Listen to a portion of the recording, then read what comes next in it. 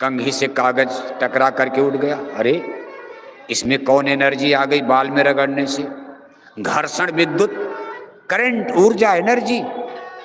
फिर पानी से बिजली का बनाना इस तरह से। ये सब उस समय हो रहा जब भारत में मुसलमानों का राज चल रहा था। दिल्ली में मुगल सम्राट अकबर, बादशाह हुमायूं, बाबर सब राज कर रहे। और यूरोप में देखो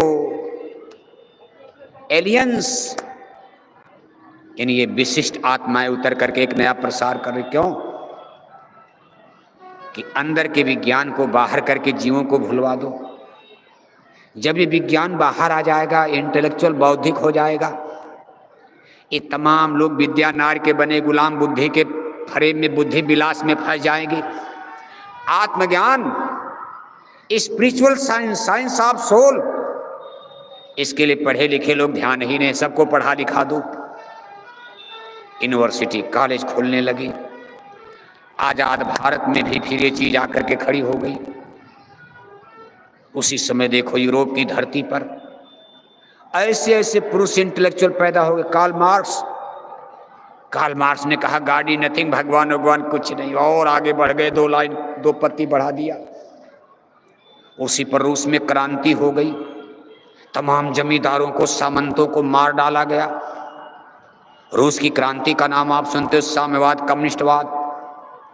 कभी गरीबों का राज आना चाहिए, अमीरों को कहा, अमीरों को बढ़ाया तो नहीं जा सकता जल्दी। आसान, ये 2 उपाय था, या तो गरीबों को बढ़ा करके अमीरों के बराबर कर देते, ये उपाय तो चुना का इसमें तो मेहनत है।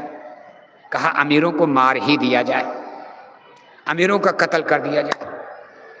रूस की क्रांति खतरनाक क्रांति, और ये भी एक विचार के तहत हुआ। कार्ल मार्क्स, इनका भी जन्म यूरोप में हुआ था। उन्होंने एक थियरी दिया था जिसको साम्यवाद के, सबको बराबर करना। खैर बराबर करना है तो संतों का मिशन है, लेकिन उन्होंने कहा मार के बराबर किया जाए, जो बड़े उनको खत्म कर दो।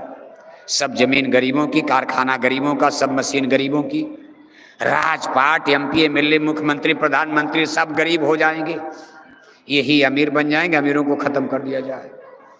रूस की क्रांति में लाखों लोग, जैसे भारत में जमींदार थे ऐसे वहां भी तब जमींदार थे, राजा रानी थे, राजा रानी राजकुमार मार दिए गए, तमाम लैंडलॉर्ड, सामंत, जमींदार मार दिए गए, तालुकेदार मार दिए गए, और सबसे बड़ा चर्च के पुजारी मार दिए। का धर्म भी धोखा है।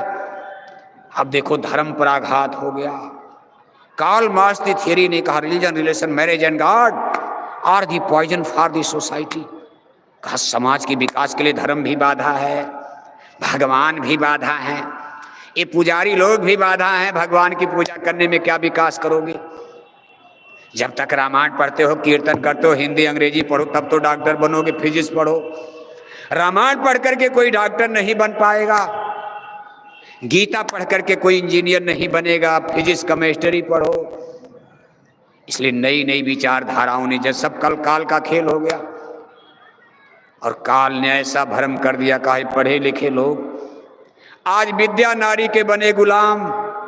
नारी माने स्त्री नहीं, वैसे स्त्री के गुलाम तो पढ़े लिखे। आज कलयुग में कहा कलिकाल भी हाल किए मनुजा, नहीं माने कोई अनुजा तनुजा।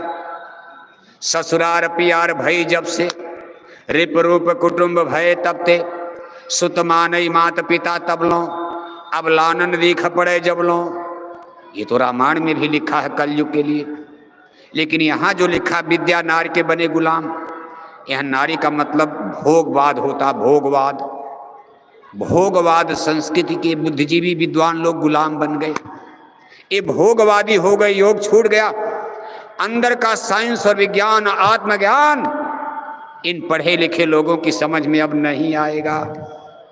अब संत क्या करेंगे अवतार लेकर, जबकि कलयुग संतों का है। कहा कलयुग समयुग यान नहीं, जो नर कर विश्वास। कलयुग में ही सुरतों का उद्धार होना है। 3 युग बीत गए, कोई चांस नहीं था। सतयुग त्रेता द्वापर बीता, कोई न जानी शब्द की रीता। कलयुग में स्वामी दया विचारी, प्रगट करके शब्द पुकारी। शब्द का खुलासा भेद, कलयुग में प्रकट होगा सूरज शब्द योग, नाम योग, साधना। लेकिन तब तक तमाम जीव बखेड़े में पड़ जाएंगे। हिंदू अलग राह पर लावेंगे, मुसलमान